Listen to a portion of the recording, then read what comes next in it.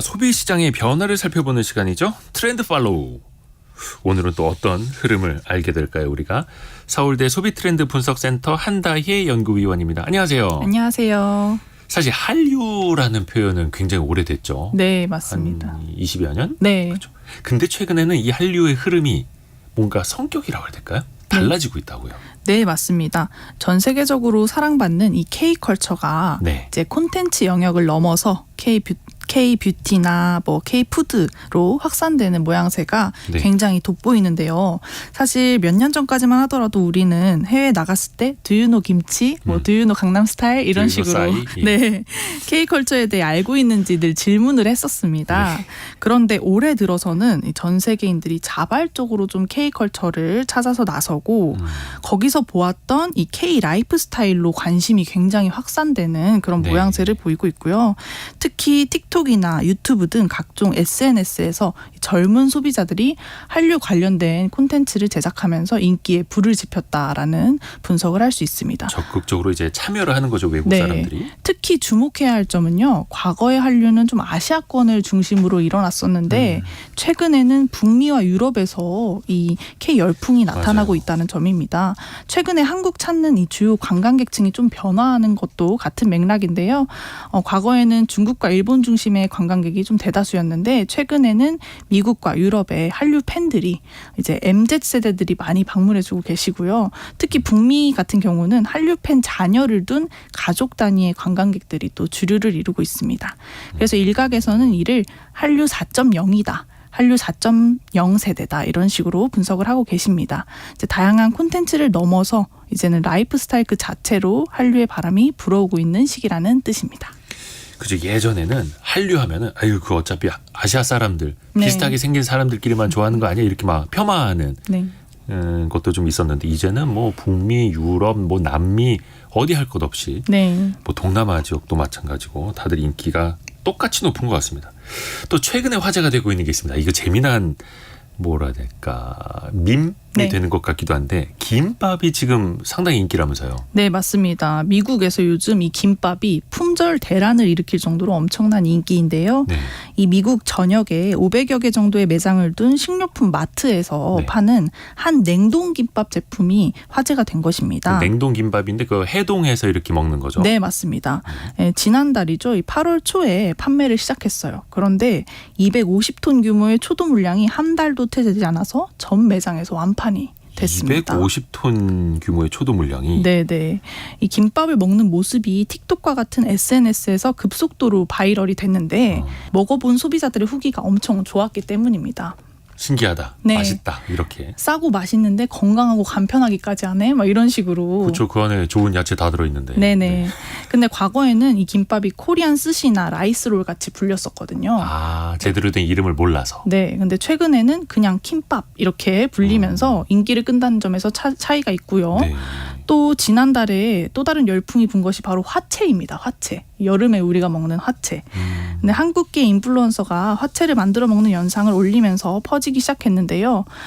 이게 굉장히 동영상이 인기를 끌면서 구글 트렌드라는 검색어 이제 빈도를 보면 전 세계에서 화채, HWACHAE 이런 식으로 영어 화채가 검색 빈도가 지난 8월부터 급증을 했습니다. 그래서 싱가포르나 뭐 캐나다, 미국 전 세계 곳곳에서 이 화채를 검색했다고 합니다.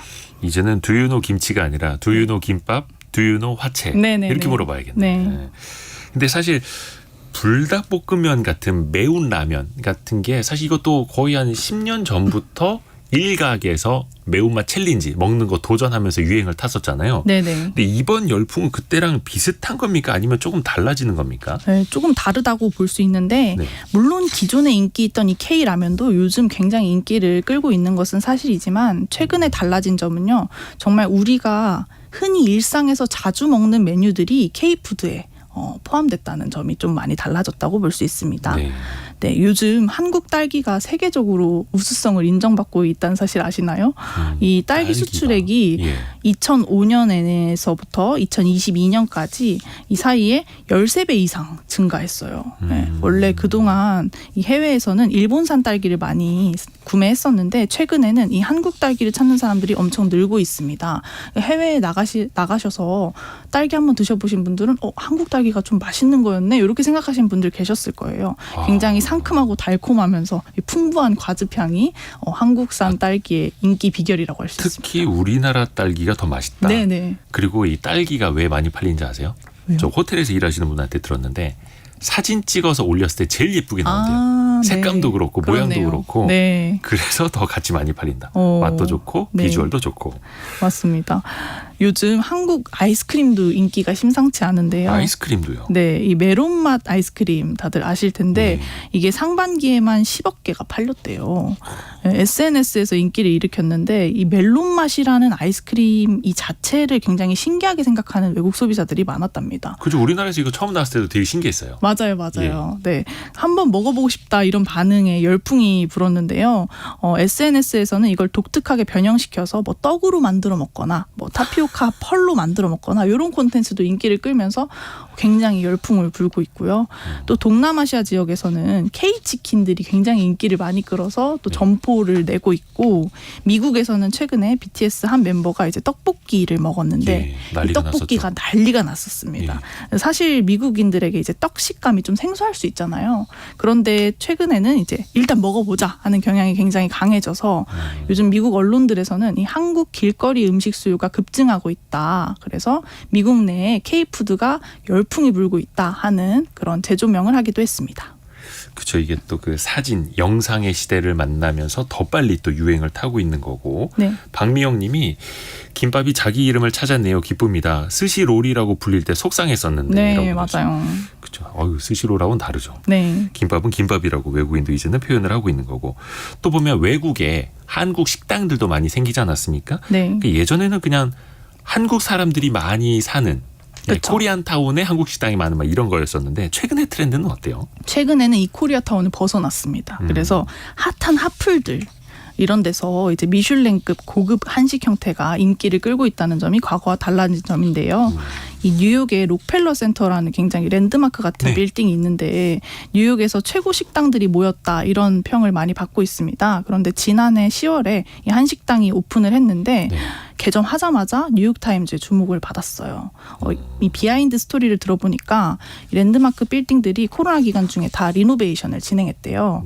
그런데 이 미슐랭급 한식당에 이제 먼저 입점을 제한하는 이런 행보를 보였다고 하면서 한식당이 정말 인기가 많구나 이런 것들을 또 증명하는 단적인 예라 할 수 있겠습니다. 이야, 고은호님이 아침부터 국뽕이 차오릅니다.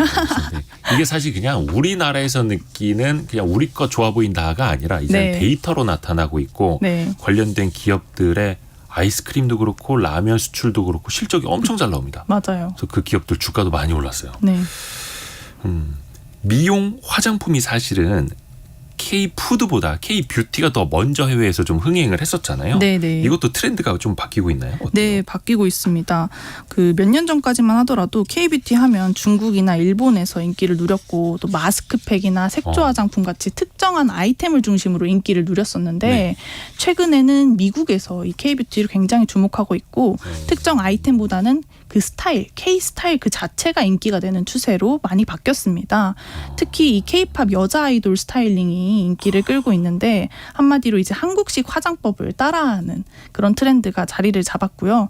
일반적으로 서양에서는 주로 음영을 확실하게 주는 메이크업을 좀 선호하잖아요. 네, 세 보이게. 그렇죠. 근데 한국식 메이크업은 굉장히 깨끗하고 자연스러운 피부 표현 그리고 생기 있는 이런 본연의 아름다움을 강조하는 포인트들이 많아서 좀 다른데 이걸 적극적으로 시도해보는 그런 움직임들이 증가하고 있습니다. 이야, 한국 사람처럼 메이크업 하고 싶어요. 이런 식으로. 네네. 한국 여성처럼. K뷰티에 관심이 높아진 거는 역시나 문화의 영향이 좀 클까요? 네, 사실 가장 큰 이유는 이 K-팝 아티스트들의 인기가 대표적인 예시라고 할 수 있는데 최근에 또 다른 이유가 있습니다. 바로 이 클린 뷰티 트렌드인데요. 클린 뷰티요? 네, 유해 성분이 없는 깨끗한 화장품을 좀 선호하는 이런 트렌드가 많이 나타나고 있습니다.